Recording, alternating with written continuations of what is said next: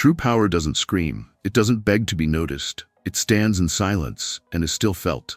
Your enemies don't fear your words. They fear your calm, your stillness, your self-mastery. That's what Stoicism teaches. And today you'll learn how to weaponize silence and become untouchable. Power is quiet. It does not explain itself. It does not beg to be seen. It does not chase approval. The most dangerous men in history didn't need to speak to be feared. They mastered themselves so fully that their mere presence shifted rooms, stopped conversations, and forced others into silence. This is not charisma. This is not intimidation. This is internal command, projected outward. The world expects motion. It expects reaction. It expects you to answer, to explain, to smile when spoken to. But when you break that rhythm, when you respond with nothing, it breaks people. Because silence, when mastered, is not empty. It is full. Full of intent. Full of control. Full of the message you don't need to say.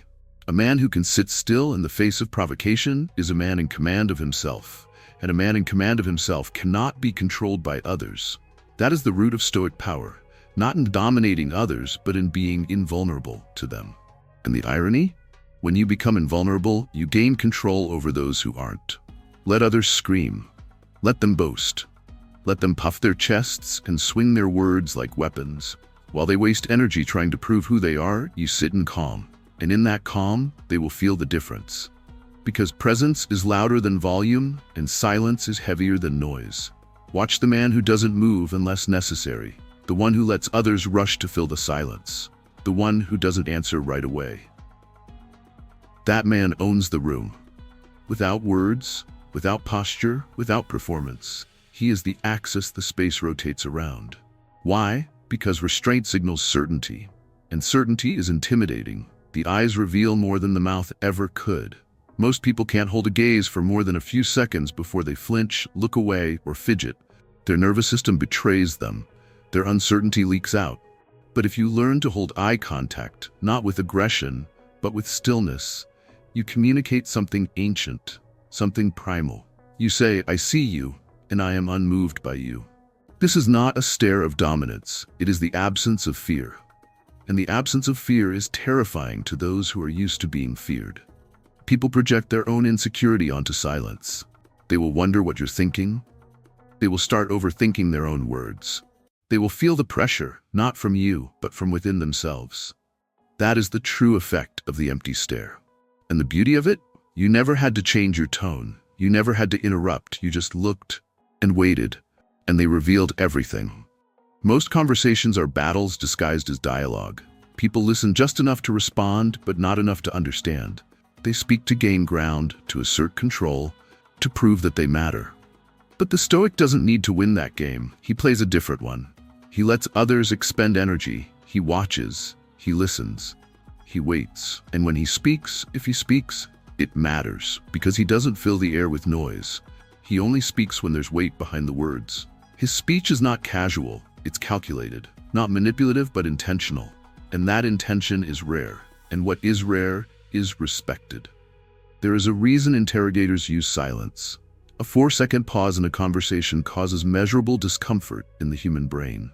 People begin to feel exposed. They rush to end the silence, to justify, to clarify, to retreat. Silence, when used properly, is not passive. It is surgical. Try this. Next time someone challenges you, says something provocative, or pushes for a reaction, say nothing. Just pause. Let the silence settle. Watch what happens. The majority will stumble.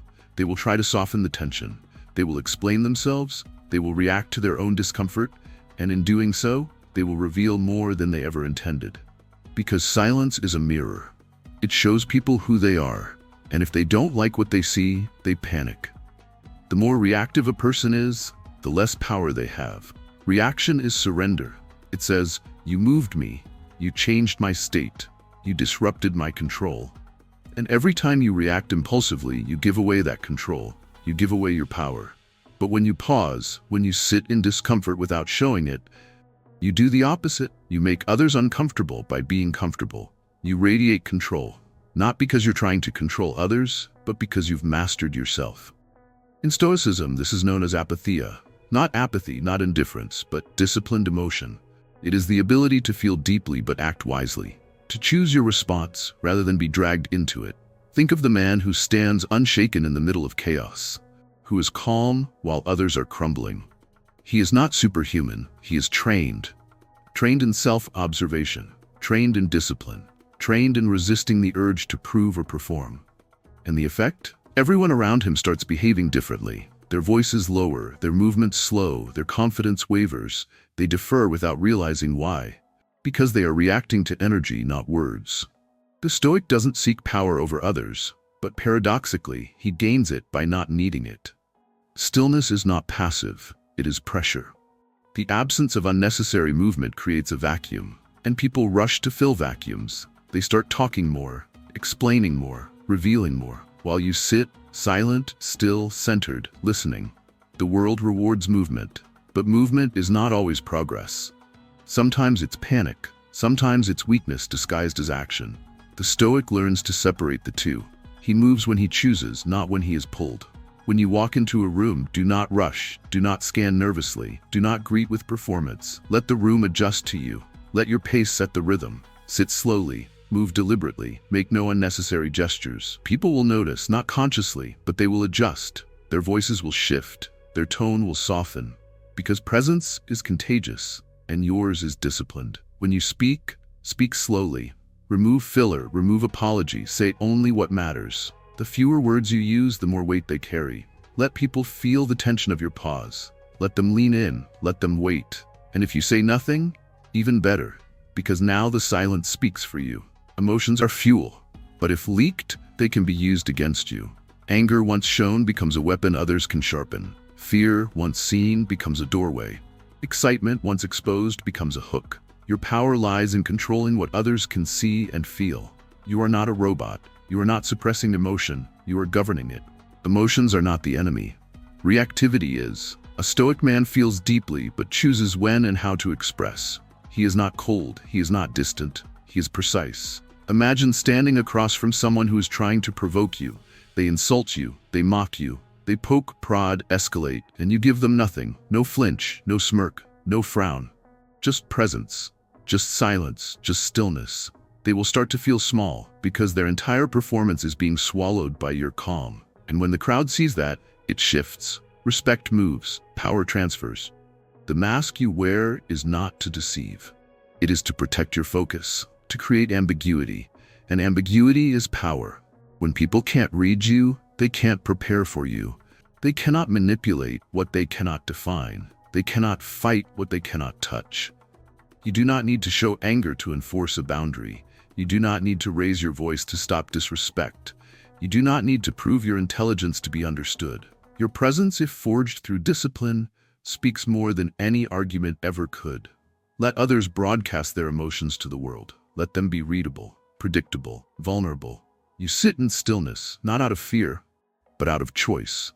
And in that choice is strength. Predictability is the enemy of mystery. And mystery is the companion of power.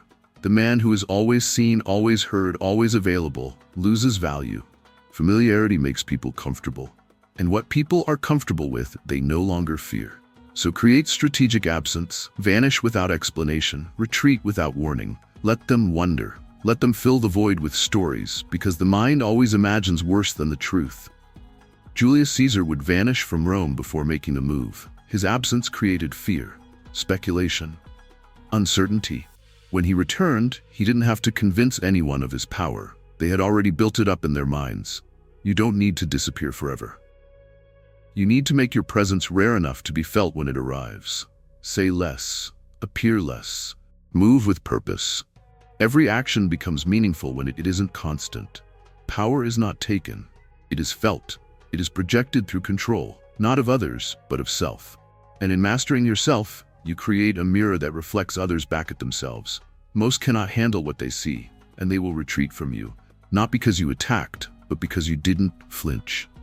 The enemy expects reaction. They want movement, emotion, justification. When you give them none, they lose grip. They feel they've miscalculated, they backtrack, they unravel, and you, by saying nothing, doing nothing, win. This is not philosophy for the monastery. It is practical warfare. It is ancient training for modern chaos. You will be tested, challenged, provoked. The weak seek out composure to disrupt it. And when they find it cannot be moved, they are the ones who fracture.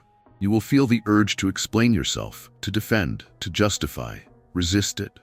The man who needs to explain is already on trial. The man who says nothing becomes the judge. Let them fill the space with words. Let them scramble to make sense of your silence. Let them try to bait you, shift you, read you. They will fail, because your peace is not performative. It is earned, and it is permanent. Stillness is strength. Silence is strategy. Control is power. And presence, when mastered, is fear. Let others spend their lives trying to be seen. You become the one they cannot ignore. Not because you asked for attention, but because they feel your gravity when you enter. You move like you are allowed to be anywhere, because you are. You speak like every word is chosen, because it is. You act like you are in no rush to prove anything, because you've already proven it to yourself. And now, you watch the room bend without lifting a finger. You watch the noise dull. You watch the chaos calm. You sit in silence, and you say more than 1,000 shouts ever could. You don't announce your worth. You embody it. You don't chase the spotlight. You become the gravity that pulls it. You don't seek respect. You behave in such a way that others must offer it. Not because they were told to, but because they feel they have no other choice.